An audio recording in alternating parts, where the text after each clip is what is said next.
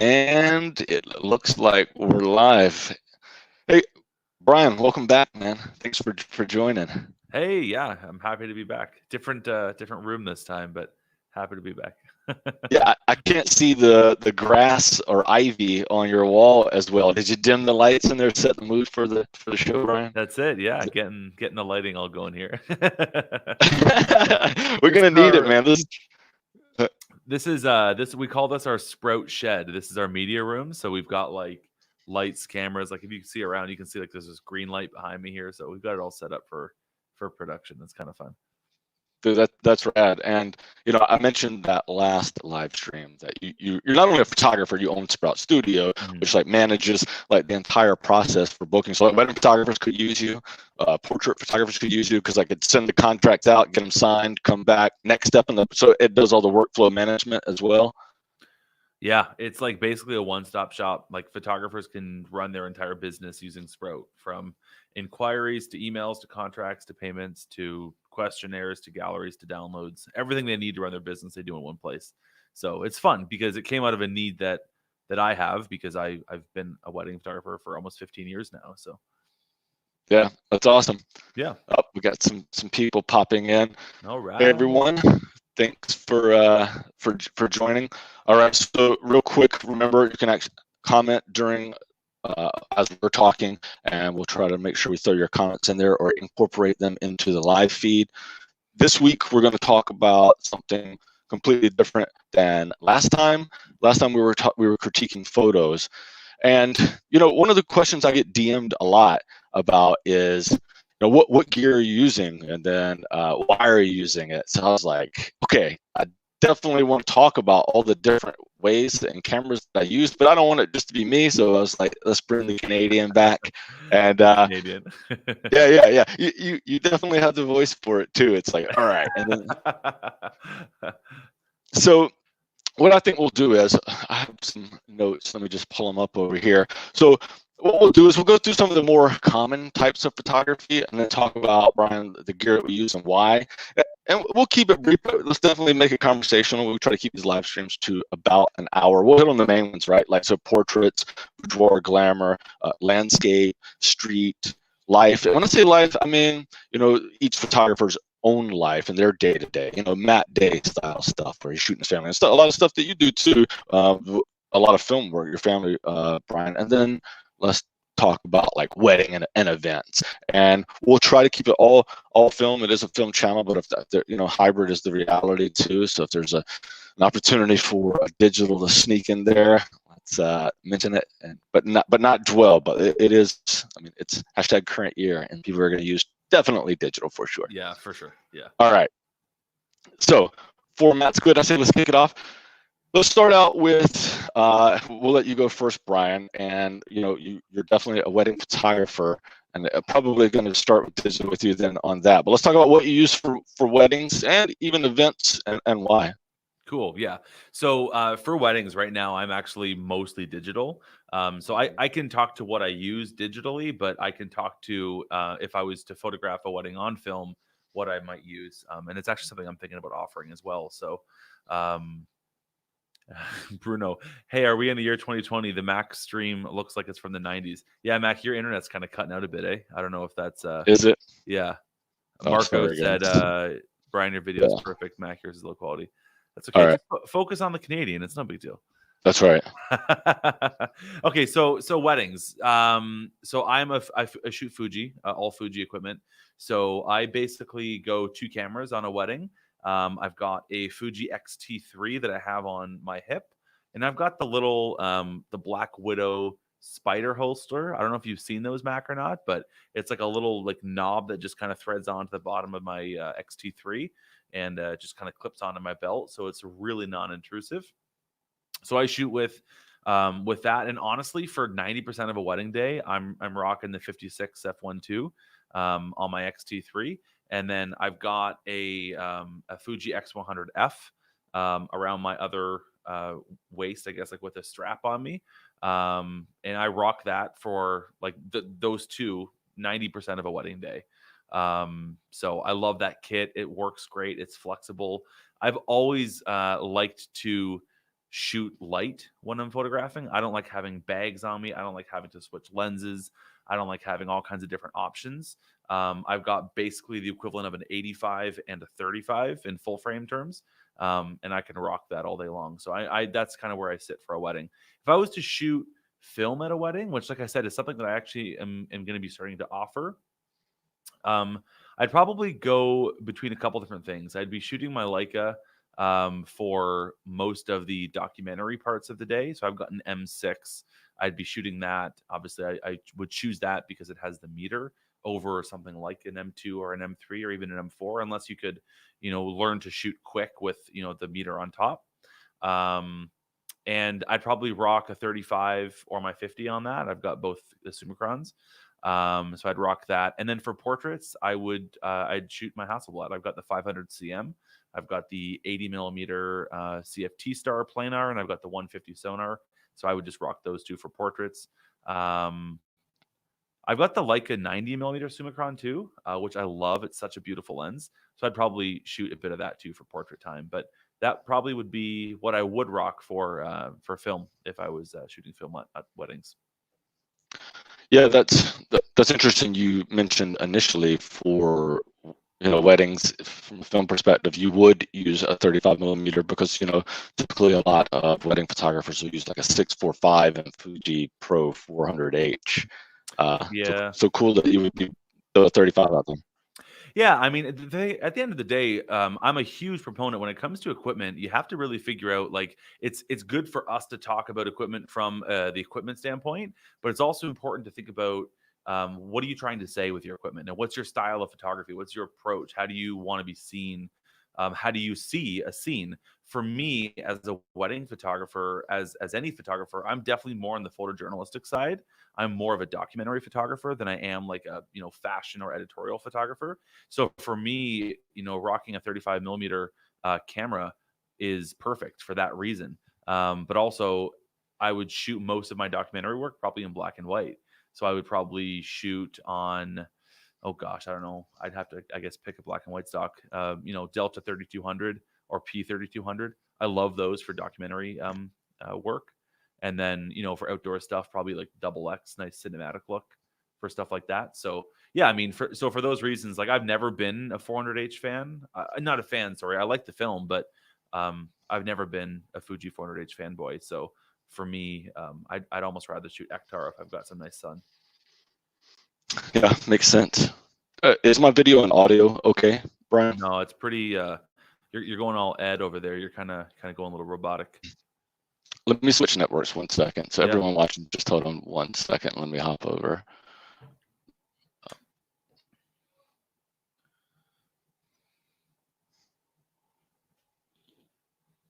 Hey, there was a question actually, Michael Sturm. So you were asking about the XT4. I'll just talk about that quickly, I guess, while Mac is figuring out his internet.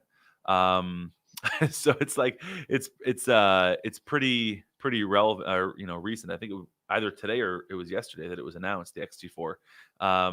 I mean, look, it looks like an amazing camera. I think all the XT series cameras are fantastic. I know, Mac, you just got an XT1 and you're loving that. Right. I photographed Mac. You're it's much better, by the way. Good. Thank you. Yeah, I shot a lot of weddings on the XT1, like when it first came out.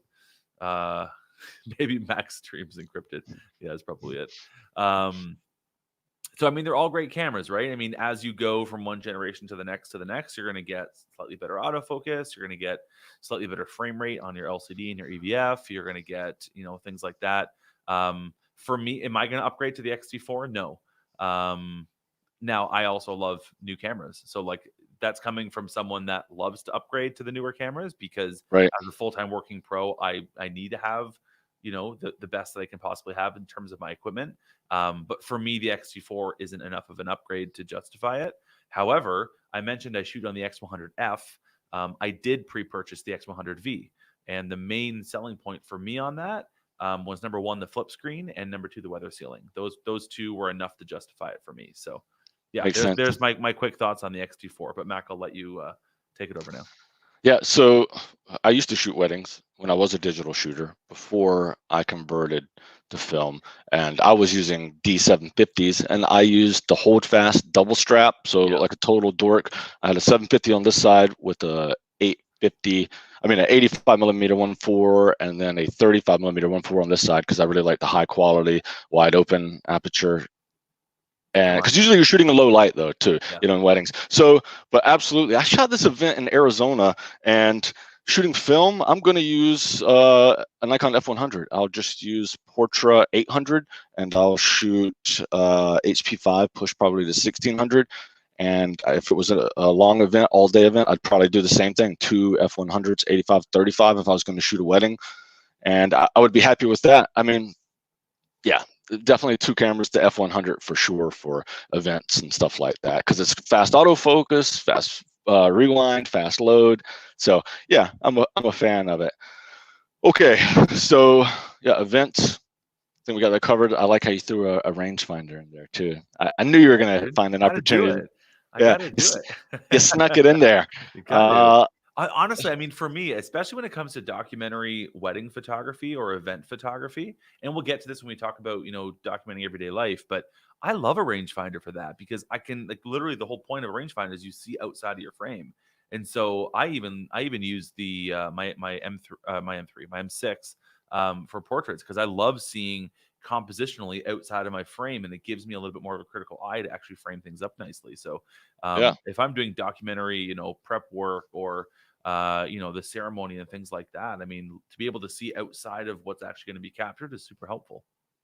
yeah, I agree for sure.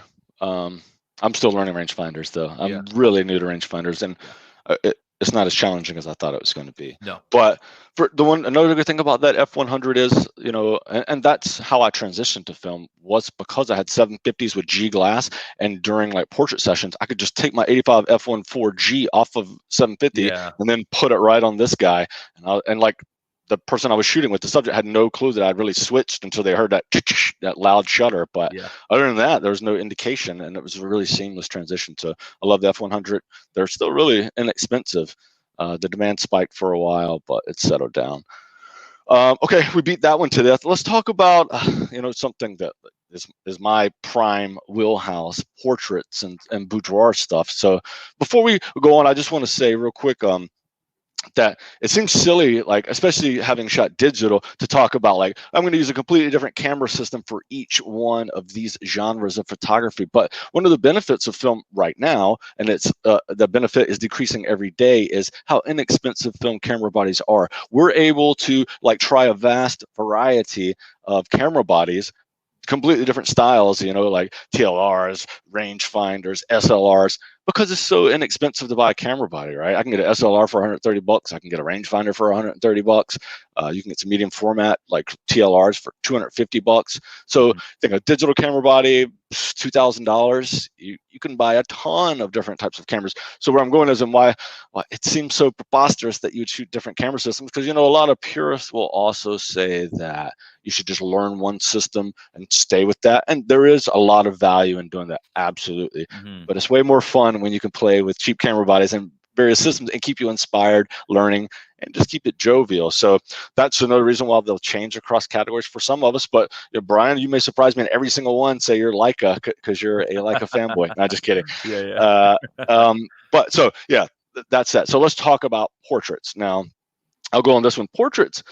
I used to shoot only my Nikon F100, and I would have a Nikon N90S. Kind of the same idea there, where I could swap at least D lenses, autofocus lenses, because during portrait sessions, I really wanted to be able to autofocus fast. It's really low light typically, but then also I'll take them from low light inside to outside bright light. So I have a 8,000th of a second shutter speed on both of them, the Nikon N90S. I did a video about that. That's a sub $50 1/8,000th of a second shutter. So that's amazing. And then the same with the F100, 1/8,000th interchangeable lenses. But then I bought Justin Rosenberg's Mamiya 645. Mm. So then what I started doing, I'm always running two cameras on portrait shoots, always. So then I started running the F100 with like color, Portrait 800, and I would run black and white on Mamiya. And then My girlfriend bought me Justin's 6.7, so he's my medium format dad or something. That's it. And so now what I do is the Pentax 6.7, that's going to run Lomo 800. I'm going away from Portra 800. And then in the Mamiya 645, I run usually Ilford HP5 up to 1600. So I'll two camera during a shoot, and both of the cameras have an approximate same focal length. They're both about 50 to 55 millimeters. So it's cool. Like wherever I've got the subject set up, I can just grab and only have to lean back just a hair to get it in. But I get two types of film, both medium format. So I've evolved towards that. And they're two heavy cameras, but I'll say when I'm shooting, I don't even notice it at all. I'm shoeless. I'm always shooting in socks, and I'm running two cameras just to keep it crazy. But I've started mixing in rangefinders, and like I was really scared, Brian, to shoot rangefinders and portraits. But then, like those of you who are tuned in now may not know that I also have a podcast called Grainy Days, and Days is spelled with a Z. Brian was on there talking shit one day. Well, I was talking crap. You were talking shit. I was talking crap.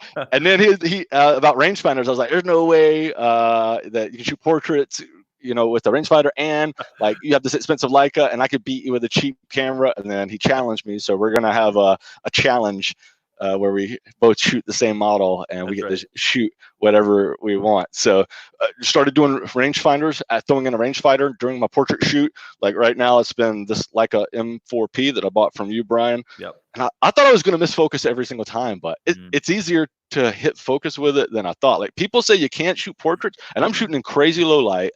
And I'm not usually shooting more than 50 millimeters anyway. So, yeah. But yeah, the hit rate's way higher. So my portrait boudoir is Mamiya 645 with HP5 1600, the Pentax 6.7 with Portra 800, and then I'm sneaking this guy in. And since this is 35, I'm definitely putting HP5 1600 in there. Yeah. What about you, Brian?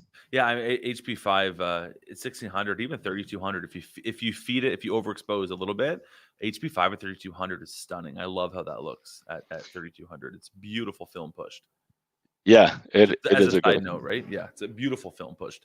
Okay, so for me, for portraits, portraits is like a really, really broad category for me because I do a lot of different kinds of portraits.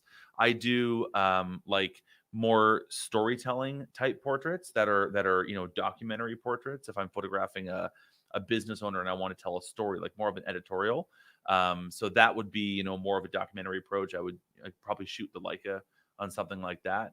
If I'm doing family portraits, it would then even depend on what kind of, hey Justin, hey, there's your dealer, there he is.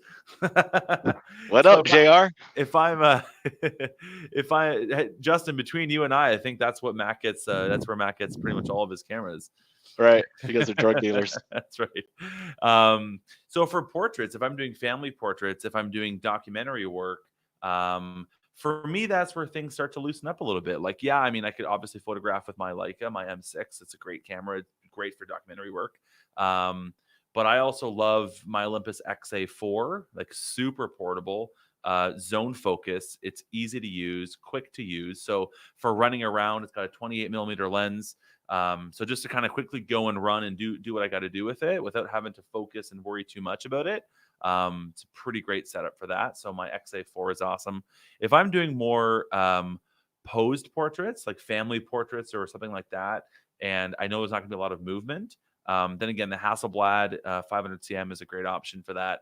But I also have the Mamiya C220 that I've begun to use a little bit more over the past probably month. And I love that TLR. It's such a beautiful camera to work with. And I love it for portraits because it's bellow focusing. So you can get really close with it. So I love that even for boudoir. Like I do a bit of boudoir as well, Mac, like you. Yep. And honestly, I don't have a go-to for boudoir or for that kind of portraiture because it's going to depend. Honestly, it's going to depend on just what I'm feeling, to be honest. Right. I usually rotate between my M6 with the 50 millimeter Subenkron. I'll go between that and my Hasselblad 500 cm with the 80 millimeter. If I have enough light, I'll shoot with the 150. But it's an f4, so I have to be careful with light on that one if I'm shooting indoors. Right. And then the Mamiya C220. So I'll go between those three on a boudoir session. Sometimes all three of them, sometimes just one of them, depending on quite literally how I'm feeling. They all can get the job done. They all are the right tool. So it just kind of depends on what I'm feeling like inspired to shoot that day. What film are you shooting on these boudoir? Because it's indoor, typically lower light. What are you running? Yeah, so if I'm shooting on 35 millimeter, again, depending on the mood that I'm going for, but for me, I love the sort of darker, the moodier, the kind of very what's the word, like ethereal kind of look, like the not quite gritty, but definitely, you know, on a Right. more dramatic look. I love P3200 if I'm shooting a T-Max. If I'm shooting 35 millimeter, obviously. If I'm shooting in 120, I kind of go between a couple. I love Rolly RPX 400 is one of my favorite. I pushed to 800 almost every time. I've pushed it to 1600, and it's really, really beautiful as well.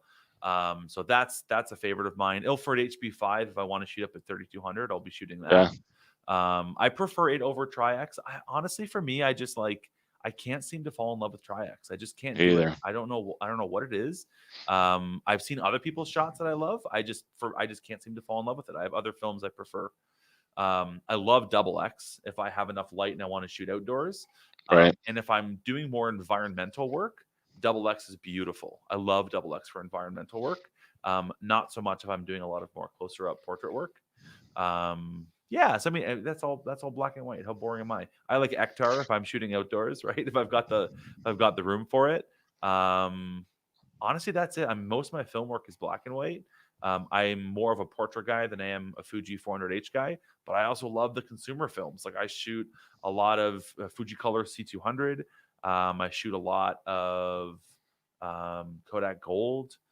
You know, so I'm not super picky on my stuff in that sense.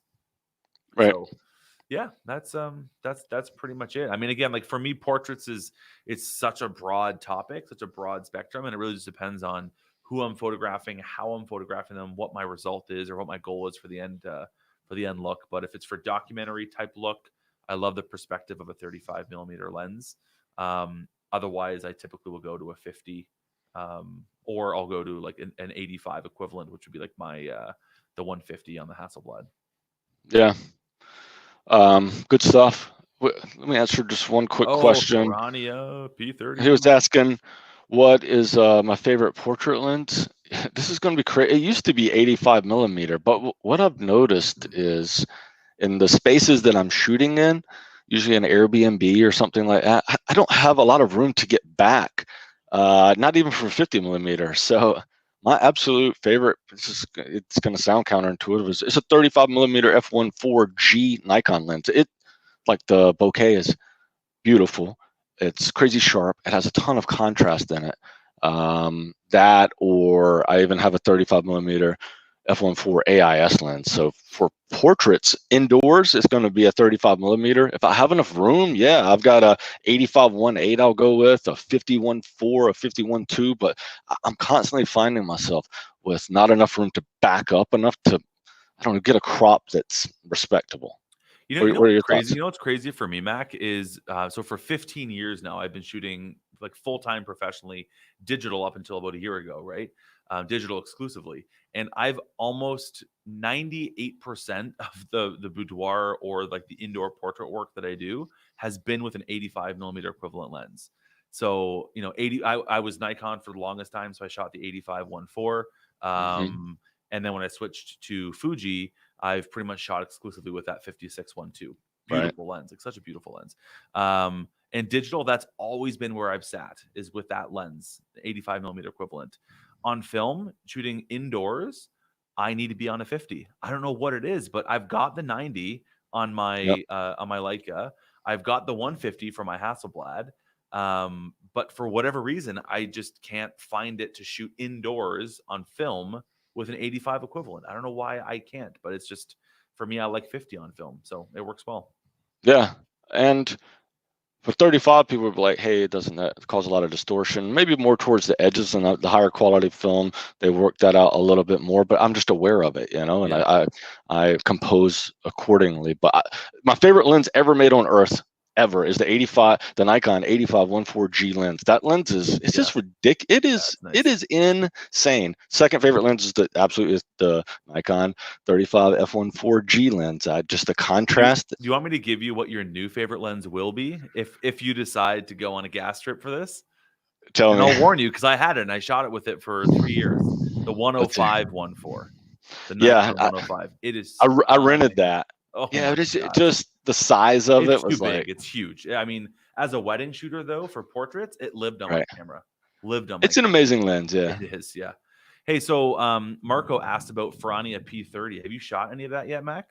So I have Dustin Cogsdale, co-host on Granny Days. He sent me as part of like a Christmas gift a pack of a roll of the Alpha, and I ordered 5 of the new rolls, and unfortunately they got lost in the mail, so I haven't shot it yet. I want to so bad. I have. I love it. It's a stunning film. It's very, very contrasty, so you have to be careful. Like, you can't shoot it like you would a Tri-X or an HP5 or even like Rolly RPX 400. I'm happy shooting that in most areas, or in most situations. But for Ferrania P30, I shot half of it at a maternity session in the snow when it was sunny out. That, I mean, I liked the shots out of it, but definitely not the right film for that kind of scenario. And I shot the second half of it when it was overcast, on like a trail behind my house of my kids. And I absolutely loved the photos of that. Like, just the quality of that film is stunning. You need light because it's an 80 ISO film. And I actually, I've heard, I haven't tried it, but I've heard that it's pretty damn light hungry. So I think I was even metering at like 25 ISO. So definitely it's a beautiful film if you have the light for it and if you have the right situation. Yeah, I'm ready for spring and summer when I can get outside more for these shoots instead. I mean, even at the places that I rent for the shoots, I can go outside. But right now it's like all indoors, and I'm shooting with a 35. I can't get very much compression, so but I get the job done with it, but not the way I would like to. So okay. Let's see how we're doing. So Mark H had mentioned the 35, the Summilux. Now he said FLE. I'm actually not familiar with the FLE. Oh, did I do that? Or did you do that? You did that. Sorry. So I had a Summilux, actually. I had the 50 millimeter Summilux. And I actually prefer the character of the Summicron. So just for me, like for my own preference. So I've got the 35 Summicron that I love and the 50 Summicron. But definitely the Summilux has a very, very distinct character and a very distinct look. So if you like that look, then definitely the Summilux is a great, great sort of option to go. Yeah. Good stuff, man. That TLR you were talking about earlier, that's an interchangeable lens one, right? The C220. Yeah, I mean, it is. I don't have anything but the 80 millimeter, but I've heard really good things. I think it's got I think it's a 110. It's somewhere around that, or maybe it's a 105. I think it's an f3.5. I've heard nothing but amazing things about it. So if I find myself shooting more and more of it, I might go and grab that lens just to try out that perspective, especially for shooting outdoors. It would be beautiful. I mean, that camera's a joy to photograph with. Yeah, it looks pretty amazing. Yeah. Let's see. All right. Oh, so John asked which 105. So I'm talking about it was the f1.4. It's the new one. Oh, okay. Sorry, John. You're talking about, I thought you were talking about the Nikon one. Yeah, the 105 millimeter 3.5 for the C system. That's exactly the one that I would probably go for next for the C220. Yeah, and then Mark was saying he settled for the Disticon ZM. So I actually was looking at his Disticon ZM for this guy last night because I really want to shoot Zeiss glass on my Zeiss Icon. So I've been looking pretty hard. Zeiss glass is not cheap. It's not Leica money, but it's not Voigtlander money. So a little different, but it'd be cool to shoot Zeiss glass on a Zeiss body. 100%. Yeah, absolutely. Let's see here. Yeah, nifty 50, man. That's so reliable. Like, I'll tell you what, until I shot film, I never shot 50 millimeter. It was just a really odd focal. I'm the same way. It was a really odd focal length. It wasn't too telephoto and it wasn't wide enough. And I was like, that's just a weird focal length. But now I own like 11 billion 50 millimeter lenses. I'm the exact same way. I've never owned a 50 millimeter lens for digital ever. Yeah, I never did it. I don't like it. I've never liked it, yet I love it on film. I don't understand why. Yeah, absolutely. Yeah. With this 50 I have here, let's just go to the next topic. Actually, Okay. we're getting sidetracked. All Yeah. right, so we have a couple more genres we want to talk about: Yeah. street and then light everyday life. Which one do you want to tackle first, Brian? So I don't really shoot street. So, oh, I mean, Okay, I shoot right. streetscapes, like street landscapes and stuff. I guess we can talk about Yeah, that quickly because I think the everyday life stuff will consume a lot of time for me, anyways. yeah. Let's just do landscape and street. So Cool. landscape. Yeah. So I don't shoot a lot of landscape, but obviously medium format would be beautiful for that. So my Hasselblad 500 cm would be great. I think also too the C220 is a great option. The reason I like the idea of the C220 for landscape is you've obviously got the interchangeable lenses, but also you have a lot of flexibility in what you can photograph because you can do a landscape, but you can also go and then switch and do some macro work if you want to because the bellows focusing. That camera gives you a ton of flexibility. So I kind of love that idea. Going on the complete opposite end of the spectrum, I love shooting streetscapes or again, I say landscape. I'm not a landscape photographer, but more documentary landscape stuff. I love my half frame camera. So I've got an Olympus Pen EES2, and that's fun because I force myself to always photograph in diptychs. And it just creates a different way of looking at a scene because you force yourself to, look up or look down or get in close, get in far, or look right, look left, or just capture, shadows from one angle and then shadows from a different angle. And it kind of pieces together a really interesting story. So I really do enjoy shooting half frame for that kind of stuff. Yeah, that's a cool perspective. I've never considered that because when you're shooting landscape, they just scare you into not having a large enough sensor area Yeah, or yeah, for film sure. surface area if we're talking about film. But with landscapes, that's actually pretty much how I got into photography. Just period out of the gate was I Mm, was living at the beach and I was like, you know what, I want to take good pictures of the ocean and these piers. So bought a crop sensor Nikon digital camera and shot with that, and then transitioned into a full frame camera. And full frame digital was enough for me for landscapes, but then I started shooting film. I wasn't getting the look I wanted, and I definitely shot the Mamiya 645 for quite a few landscapes, and now the new one definitely is going to be this guy for landscapes. I'm just worried about the shutter. This one is the 6.7, so I have shutter lockup, I believe, on this one. I haven't shot landscapes with it yet, but I think that'll be the landscape one for sure. yeah. Is 6.7. Go big or go home, right? Dude, that Yeah. camera though, like It's a beast. That it is thing's as big as your head. I've never actually held one before. It's giant, but I'll tell you what, man. I run it without the handle on portrait sessions, Yeah. and I just run it like an SLR the whole time. Yeah. Yeah. And when you're in the middle of a shoot, the last thing I'm thinking about is, wow, this is a large camera. As long as the camera doesn't have straps, it's not annoying me. But during a portrait session, I don't want shoes on my feet, and I don't want straps on my camera. Yeah. You I'm the know? same way. I can't use straps. Yeah. I mean, it's just way too distracting. They wrap around my hands, but the 6.7 actually, you completely forget it's there, and it's a big camera. You got to get over it. All right, so Hey, real so quick, well, no, I've got a question. Side note for yeah. you. You don't have any camera that you use with a waist level finder. So Is that intentional? so when I lived in Durango, Colorado, I bought a what was it, the 124G Yeah. Yeah. TLR The Yashica mat. Yashica Mat 124G. I really, really dislike waist level viewfinders, especially. I lived in the mountains, right? I want to take a Yeah. picture of these crazy mountains, and like, how do you get on a tripod and look down? Right. Right. Right. Right. You can set it to infinity and jack it up, but Sure. no, I want to compose the Yeah. scene through the ground glass, and so I ran with it for a while, and it just wasn't me. And square format, I'm not a big fan of Okay. compositionally. Yeah, Yeah. Yeah. I feel like it's limiting. I think some people think it's creative. It's absolutely personal. It's not. Yeah. 100%. Yeah. Yeah. I don't know Yeah. if you haven't tried a waist level finder for portraits. I think it's an interesting thing that you should at least try for portraits because it's a totally different way of engaging with your subject. That's where I feel the difference, and I sort of enjoy it because you're now actually in a weird way not looking at your subject, and you then all of a sudden, for me anyways, I feel I observe or I engage or I'm involved in the scene in a different way because I'm looking down. It's an interesting Right. dynamic, but if you haven't tried it, I would suggest even just borrowing a buddy's or when you're up here shooting, you can try out one of mine just for part of the Yeah. session. I think you'd like it. Yeah.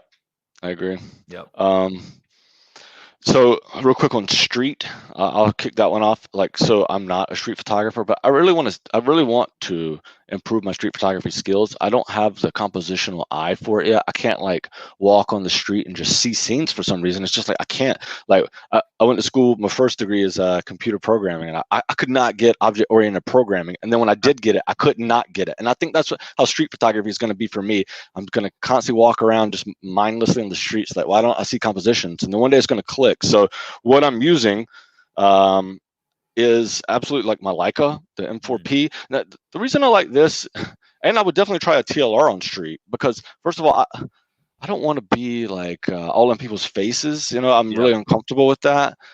And a TLR, I can look down, and that's kind of the same concept with this Leica. So this M4P obviously does not have a meter in it, and all of my controls are on top. I use this little Voigtlander meter, so I can dial in everything here to get proper exposure, make sure I get a little green light on it, and then dial it on the shutter speed, and I can see my distance and my aperture on my lens all looking straight down. So literally, all I have to do is see the composition once, and then I can do everything down here, and I can even shoot from down here like this without even looking at it, because I can set all my controls here, set my distance, set my aperture, and I'm good to go. And I never even have to frame that subject because I know where that frame is going to be. Up here, I'm like, okay, there's this much room above their head. So if I'm down here, I'm going to not chop people's heads off, and then I can just shoot all day. So this really allows that. But I noticed that I'm burning quite a bit of film and not getting any keepers in street. And I understand that street, you have to shoot a lot to get a little. And I'm not even getting a little because, like I said, I don't have that compositional eye yet. So I did buy, I'm going to get murdered for this. You already mentioned it earlier, Brian. I bought a Hell yes. Fuji X-T1. Uh, One of the draws to this camera system is that I can use all of my glass on it, right? So all my film glass, I can just adapt. And like this little Voigtlander 3.5, it's so tiny when I put it on this guy. I've Oh got yeah. this giant f1.2 35 on here because hashtag Boca Bro, I got to have one too. And also it's a crop sensor, right? So it's a 1.5 times, so it's a 35, so it's approximately a 50. 1.2 is probably what, 1.4, 1.7. Yeah. So you lose some of that. But where I'm going with that, why I purchased this is while I'm learning to develop that compositional eye for street photography, not burn a lot of film, just get a lot of reps. And I know some people will be like, well, you want to learn on the film, you're going to shoot on the streets. Not really. I know how the film's going to act. I just don't see the compositions yet. And until I get comfortable doing that, I think I'll burn a lot on this. And it has the screen so I can look down like that and I can do exactly what I was doing with my Leica. Because I think that's how I'm going to develop my style from street shooting. I'm just going to look down. And that's just going to be the way it is for Mac, because Mac's shy on the streets, which is weird. If you know me in real life, I'm not shy, but out on the streets, I'm timid AF. I don't want to interact with human beings. I feel like I'm inconveniencing them or doing something wrong, but I'm compelled to try to shoot streets just because it's so interesting. And I really love that all the pictures I'm taking, they have no value now. They'll have value 30 years from now. And it's just really cool to contribute towards that in some small way. So Yeah. yeah. So what about you? From if you're out ever shooting street and Yeah, I stuff? mean, honestly, for me, I don't really do a lot of street. Like I'm saying, like I do a bit of streetscape stuff here and there. That if I'm out, we work in the downtown core here, our office for Sprout, and so we'll go out for walks here and there. And if the light's inspiring me or if I'm feeling it, then yeah, I mean, I'll do a bit of shooting, but definitely not street the way that I've seen Yeah. some fantastic street shooters. So Yeah. for me, it's kind of I like to shoot a bit of everything. It's sort of like whatever I'm feeling inspired to photograph, I love to shoot that. I've got an Olympus 35 RC that I think is a blast to shoot on street because it's so small and pocketable and portable and doesn't get in the way. I love shooting half frame on street. That's really fun because you can, especially the way that I photograph with doing like streetscapes, and I love to play with shadows and lights and that sort of thing. And so shooting half frame with that and making diptychs is a lot of fun. Yeah, I mean, otherwise, I think that's probably mostly it. I mean, I'll bring the Leica out, I guess, with the 35 Summicron. Right. I'd bring the TLR out. So kind of whatever I'm feeling for street. I don't take street very seriously, so it's more just an opportunity to get out and an excuse to shoot. Yeah. Marco asked real quick, any suggestions for a cheap rangefinder? I don't know a whole lot. I know like a Bessa, that's probably still a little expensive for some. Then maybe the Canons. Canons have No, really, no, just exactly what I just said. The 35 RC, the Olympus 35 RC, amazing, rangefinder camera. It's got what is it, 40 or 42 millimeter lens. Super small, very portable. You've got full manual control, or you can shoot it in shutter priority mode. It's got a pretty good meter in it. But that's not interchangeable, correct? Oh, I'm sorry. Did he say interchangeable? No, no, I'm just making sure. Okay. Interchangeable is Sorry. better. Not Yep, yep. interchangeable. No, Yeah. not interchangeable. Yeah. If you want interchangeable, then going something like I think a Bessa is probably your best bet. For something Vesta like has a that. crazy bright viewfinder. Yeah. I don't know anything. I'm not a Bessa expert, but I know that I know photographers like yourself or Dustin has one. Ed's got one. Like they all love their Bessas, and I've heard nothing but great things about them. So, Yeah. If you're looking for a really high quality, fully featured, interchangeable rangefinder that's very affordable, like I don't see a better option, to be honest. Yeah, the Bessa R is 2,000 of a second shutter speed. Yeah. In camera metering, has a timer. I mean, it's a great camera. It has a shorter base length, which means longer lenses will be harder to focus with it. But yeah, you should be fine. Hey, Helmet, what's up? I would say too the Canonets. I mean, I've heard lots of really good things about them, and they're seemingly inexpensive, and they have I've really shot great, the good glass. Canon at the QL17, and it's a great little camera. Yeah. The only reason I got rid of it is because it wasn't that much smaller than my M6 with the 35 Summicron, so I didn't see a use of having both. But for what, $200, less than $200, you can grab a Canonet, and it's a great camera, fantastic camera. Yeah. What's right about rangefinders is it's almost kind of like Micro Four Thirds, where almost any lens can go on any one, especially LTM to M. Like, of course, M can't go back to LTM like a thread mount, but I knew nothing about rangefinders until I bought your rangefinder, Bryan, and learned quite a bit real fast. And it's really cool because you can just shoot lenses across platforms. As long as it's a Leica thread mount, you can shoot on Leica thread mount and M mount with an adapter, which is amazing because it opens up this whole world of possibilities. You can get really unique lenses, and you can even start out with inexpensive lenses like the Jupiter line, the Jupiter 8, 9, 11, all of those. Those are great cheap lenses. So definitely getting into a rangefinder, it's wise if you want to get into good glass cheap and be able to use multiple brands. And it's a totally different shooting experience. If you're not used to shooting with a rangefinder, give it a shot. Like, it's a lot of fun. Yeah. Like you said, Mac, you'd never shot with it and you tried and you loved it. Some people try and they don't love it. So it's not for everybody, certainly, but it's a different way of shooting. So it's and it's a different way of focusing, which some people love and some people don't love. I personally much prefer to focus on a rangefinder than I do on an SLR.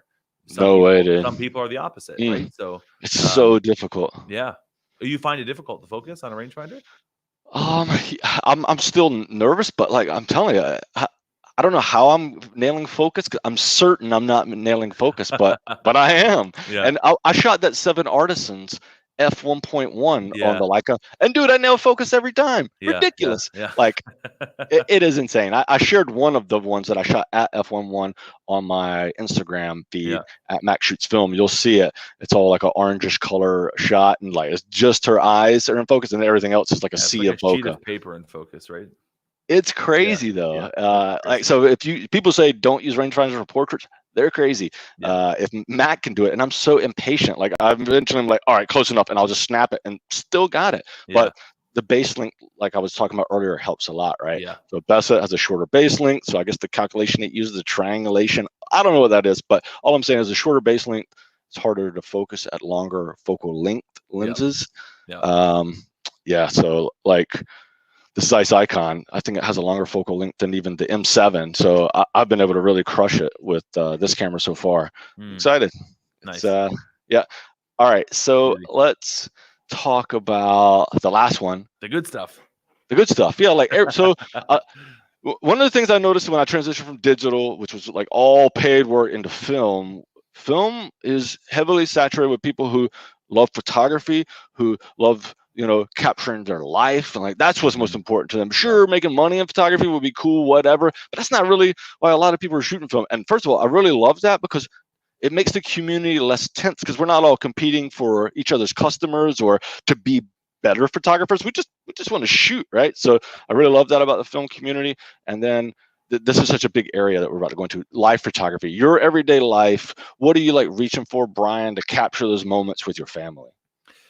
All of the above. That's why it's such a hard question, right? Because for me, and this is where having the sort of arsenal of cameras that you or I might have, or that any film shooter might have, can be really helpful, because depending on what I'm photographing in everyday life, and where we're going and all those kinds of things, that's going to dictate what I want to actually photograph with.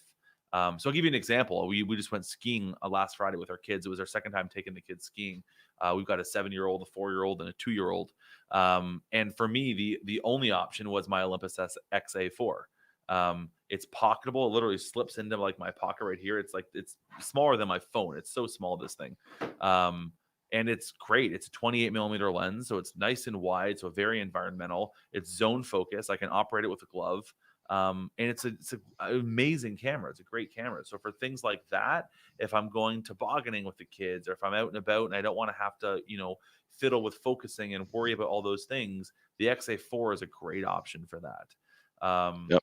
If I want to be, having a little bit more automation. Now, again, the XA4 is an automated exposure system, so I don't have control over shutter speed or aperture. I basically just flick on my ISO, and it's got even a DX reader in it. I've got mine taped up, but if you want to automate that, you can. So that's completely automated. No thinking on that one. If I want a bit more control, then I love my Olympus 35 RC. I mentioned that one already. But that's a ton of fun to photograph. It's very small, very, very pocketable. But it gives me full manual control if I want it, or I can shoot it in shutter priority mode. But it's a rangefinder focus. So I've got my rangefinder patch in there, decent patch, great quality lens, nice focal length. So that's a great one if I want to just kind of have something, a bit lighter to carry around. Otherwise, I'm bringing around the M6. That's like the next step up, right? Is to bring around the M6 with my 35mm or my 50 if I want to get a bit tighter, if I want to do closer to portraits with the kids, or if I want to do some more tighter shots with the kids, kind of, more cropped in moments. Then I'll bring around the M6, and that's great. It's just, I've got to commit to bringing that around with me, because I'll wear a strap with that. And obviously it's a bit heavier. So if we're going to the park and things like that, it's more noticeable than if I have my XA4 in my pocket. Otherwise, if I'm going out and I actually want to do, and this is where the distinction comes, if I want to do a portrait of my kids, then it kind of goes back to the conversation that we had earlier about portraits, where, I'll bring out my Hasselblad and I'll, set something up, or I'll bring out the C220 and do some portraits there with them. So yeah, I mean, it really just depends on what I'm doing. But then at the same time, I love tooting over to the park with the kids and bringing my half frame. And just like, again, that's zone focus. I got 4 zones. Everything else is automated. It's got 2 shutter speeds, so it's pretty much a no-brainer. That thing is a fantastic little camera. But if I don't want to think about it and I just want to do these, fun little diptychs of the kids, I'll bring my EES 2 out with me. So everyday life really just depends on what in the everyday life I'm photographing, and that sort of dictates which camera I want to bring out with me. Yeah, absolutely. For me, it's a variety as well, but it's a small stable of cameras for sure. The XA2, I absolutely love this camera. It's crazy pocketable, and for me, it's definitely going to be based upon the time of year as well. So in the summer, I'm going to be in shorts and t-shirt and barefooted, and so this is about all I'm going to use. And I typically, for like live stuff, I'm just going to throw 400 speed film in there. Unless it's going to be dark, then I'll push HP5 to 1600. So the XA2, or like 90% of the time, I'm going to go with the Nikon SLR. And currently, it's just going to be the FM3A. I mean, I have a bevy of lenses for this, right? So I got a 28, which is really short. I think this is the 50-1.2, and I've got a 35-1.4, and I like it just because it's solid. I mean, I'm really clumsy with my cameras and heavy-handed. I'll just cross body it and I'll just run into crap with it. I don't care. Just keep a lens cap on it. But I like the SLR because I can focus super fast with it, and I want aperture priority. And I want to run a prime because I want to probably run a wider aperture because I'm going to run into dark situations, and I need to be wide open to at least have enough exposure because I'm going to throw 400 speed in there. So I need to be able to open up enough if we're in like a restaurant or a bar to at least grab a somewhat decent shot. And then I've noticed that I've been sneaking this guy in way more. I can't believe you freaking turned me into a Leica guy, Bryan. I mean, I hate it so much because and until I purchased this Leica, I didn't see the value. And everyone's like, shooting Leica, shoot the Leica glass. I don't think they're right. And in film, I don't think there's that much to be gained between Zeiss glass and Leica glass, or the glass does matter, absolutely. But with film, 35 millimeter specifically, there's only so much resolution you're going to get out of it. It's really character. It's more But character. It's definitely more character, not resolution. Yeah. right, you want, um, yeah, it's the glass doesn't matter that much. Buying a Leica, the shooting experience of shooting it itself is what compels me to like Leica so much. The Leica body. So it's not even about the Leica glasses, because I have a Zeiss Icon, which like in every way, shape, or form is better from a technical perspective. I don't like shooting it as much as I like the Leica. The Leica is smaller. It fits better in the hand. The shutter advance is, it's just way more. You can tell the craftsmanship in every operation that you perform. But there are a lot of limitations, especially for the way I shoot. But I mean, this is super small too, though. I mean, this is not much bigger than the XA, you know. And it's with this 35 on that's crazy thin. I can pocket this pretty easy. The Bessa R is cool too. I take that around because I really don't care if I drop that out of a moving car. I'd be like, damn, I just lost a Bessa R. Keep going, you know. I'd be really upset if I dropped my Leica though. God, I can't believe you turned me into a Leica guy. That's so disappointing.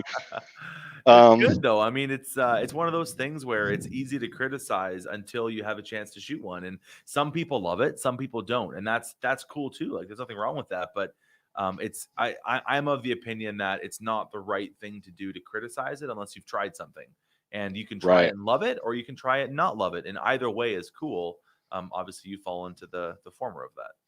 The moment I think that someone really, like, whatever their genre of photography is, they run it through one roll of film through that genre of photography, they'll get it, right? And then go to something else, pick up something immediately after you shoot that Leica, and you're gonna be like, what, you know? And I was like, holy crap! Now I'm a Leica guy. I'm like, I can't let people know that, because people have like this visceral like reaction when if they're not a Leica person, they get pissed off that you even said Leica. They're like, oh, you're a snob. No, it's just it's a so polarizing apparent. brand. It's a polarizing brand. People either why love though? it It's like or they Apple hate though. it. Apple's a polar. Yeah, it's just like Apple. Exactly. Yeah. So, and you know what's interesting? Talking about this life stuff, and I actually even forgot that I have this camera. I've got the Nikon 35 Ti, and beautiful camera. It's a beautiful camera, but I don't really shoot it that much. Yeah. It's just interesting, right? And that's where it's like you'll find your groove. Everyone's different. Some people, it's the only camera they shoot with. I mean, you read some of the reviews or you talk to some photographers who have used it. For me, it's like not small enough. It's not quick enough. It's like it falls in this weird no man's land. Now, I haven't had a chance to shoot it in the summer yet, so maybe that's different. But anyways, yeah, John, I know the 35 Ti. Honestly, it's a great camera. It's a great quality. Beautiful lens. The metering on it is fantastic. You can't trick it. Like it's a great camera. If I want something that is that portable, it's not that portable, right? To put it in my pocket, it's kind of like a big brick in my pocket. So I'd rather put the XA4 in there. Right. And it's not really any faster to shoot than my 35 RC or my XA4. So I don't know. It's interesting. We'll see. I'll see how I shoot with it in the summertime, because right now I've only shot it in the wintertime. So it's hard to judge that just on one season. Yeah. The old camera guy, he was mentioning the hair trigger on the XA. It really is. Oh, yeah. Like you just tap, it's like click, and it's so quiet. It's a little leaf shutter, I think. It's crazy quiet. And, you know, I like it. Of course, we talked about the pocketable nature of it. And I'm shooting like a 6-month project now, and I have to have a camera that's very stealth that I can carry with me for this project. And man, it works. It's just amazing. I like this one because it goes up to 800 ISO. I'll put HP5 in it, set it to 800 ISO, and then this is a 3.5 lens. And I love the XA2. I'm not sure what the XA4 has from a focusing perspective, but this is zone, right? There's just 3 options here. The nice thing with the XA4 is that it has macro, so you can shoot as close as a foot. So you have 2 extra zones that you can use, 3 extra zones, because you've got 1 foot, 1.7, and 2.3 feet, whereas the XA2 starts, I think, at 3.3 feet or 3 feet, somewhere around there. So you get a few extra zones. Because I actually had the XA2 before I got the XA4. I like that you can go to 1600 ISO on the XA4. That would be nice. That's nice. I shoot that all the time. The DX coding I don't care about. I mask it off anyways. But the 28 millimeter field of view I like, and I think it's really useful for a zone focus camera because you're going to get that much more in focus. So it's like the anti of Bokeh Bro, really, at the end of the day, right? But it makes a lot of sense for that camera and for how you shoot that camera. Like I'm not shooting an XA to try and get like dreamy bokeh. That's not what I'm using it for. So I want to put it on ISO 1600 and let it do its thing. And at 28 millimeters for me, I know it's getting more in focus. So my precision on zone focusing is I've got a bit more room there. Yeah, absolutely. And actually, about the hair trigger, just as a side note, I've taken apart my XA4. I did this on my XA2 as well. I've taken it apart like right down to the board on the inside, and underneath the hair trigger, there's actually two little springs. Over time, in their older cameras, that spring becomes less like springy, I guess. So it's even more sensitive when you touch it. So I actually just grabbed what are these called? Tweezers. Thank you. Tweezers. Yeah. And I bent both of the springs back. It's like a scissor spring. I bent them both back. And after I cleaned it, I did a few fixes on it. And it's still a hair trigger, but it has just a little bit of extra bounce to it. And I love that improvement on it. Yeah, that's a great tip. I definitely need to try that because mine apparently has been shot a lot. Because I mean, even if I just think about pressing the shutter, it goes off. It goes. Yeah. I'm like, crap, there goes a shot. Yeah. Okay. Wind it, with a little back winder. Yeah, I love it. I love the little thumb winder. It's so great. It's an amazing camera. I love how it's all self-contained. I want the flash too because I think that would be fun. I've got the flash. I love the flash on it. Yeah. See, that's the other factor when I'm thinking about for everyday life. What do I want to shoot? Do I need to be shooting with a flash or not? Because if I need to be shooting with a flash, I'm going to go more towards the XA4 or the 35 Ti. That would be a reason I'd pull out the 35 Ti because it's got a great flash and it's balanced well. But the XA4 has that like, boom, like, 90s on camera flash in your face, point and shoot. I love how it looks. Yep. Yeah. It's an amazing camera. That Nikon 35AF I sent you. Have you shot it yet? Yeah, no, I haven't. I got to shoot Dude, you got to shoot it. I forgot that I had that. I have to shoot I freaking send that to you. Shoot it, and then we'll review the roll. Send me the camera back with the roll. Don't develop the roll. I'll develop it, and we'll review it live. Hey, so William asked about has anyone used one of those point and shoot cameras with a built-in zoom lens? I picked up a Stylus Epic Zoom 80 from Value Village for $299, and I had like a 30% off coupon for it, so I paid like $2 for it. Right? It's a great little camera. I mean, I only put 2 rolls through it, so I haven't done extensive testing on it, but it's got a zoom on it. It's pretty damn good, and like I know a lot of folks talk about it and compare it to like the Mewtwo, the non-zoom version. The quality and the sharpness and the resolution on this Epic 80 zoom was like, I don't know what. There's nothing wrong with it. It's fantastic. I recommend it if you want something like super portable and flexible with having zoom. It was great. Yeah, you know what I've noticed about every point and shoot that I've had? I mean, they're crazy sharp. I mean, they're stop down apertures, obviously. Yeah, for sure. Yeah. But yeah, you can't go wrong with them. No. Dustin turned me on to this Canon point and shoot. And I bought the zoom version. I think at the shallow end, it was like f3.5. It was pretty amazing. Then I had the I gave away. I think even an old camera guy won it. The Nikon. It was a zoom, and I shot a couple rolls through that, and that was really, really freaking awesome. Huh. Yeah. It's hard to go wrong, and you can get them really cheap too. Nobody wants them for some reason. Get them for $5. But dude, they're great. Like they're great. They really are. I had what is it? The Auto Boy or whatever, the Sure Shot, the AFM 35-2, like whatever the Canon version is. But it's basically the Canon version of your Nikon, the L35 AF. Dude, that camera was awesome. Like it was so sharp. It was the autofocus was spot on every single time. The flash was perfect. Like it was just noisy as heck. Like it was really noisy. But I was like, why is this not a cult camera? This camera is a great shooter. It really is. Yeah, man. So many options. We're so fortunate right now with film camera bodies being so cheap that you can experiment with all of these different bodies. Yeah. And that's why, a show like this with digital probably wouldn't be as diverse from a camera type standpoint because, there's a large expense even on the used market. But here you can pick up cameras for $5, full frame cameras. Yeah. And people just don't take it serious because it's film, but you're going to get great shots if you give it plenty of light.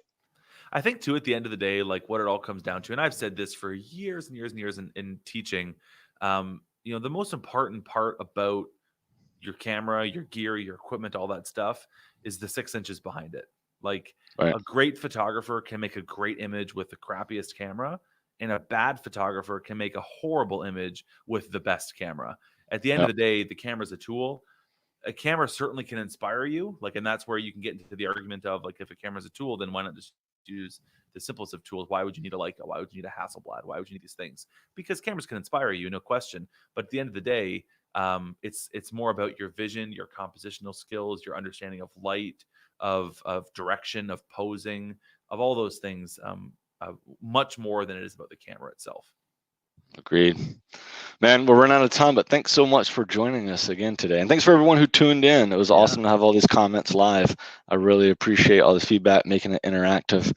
Bryan, you're always a great co-host. I appreciate you joining me. No problem. I'll see you soon for that shoot-off, that model shoot-off that we were talking about. We'll do it.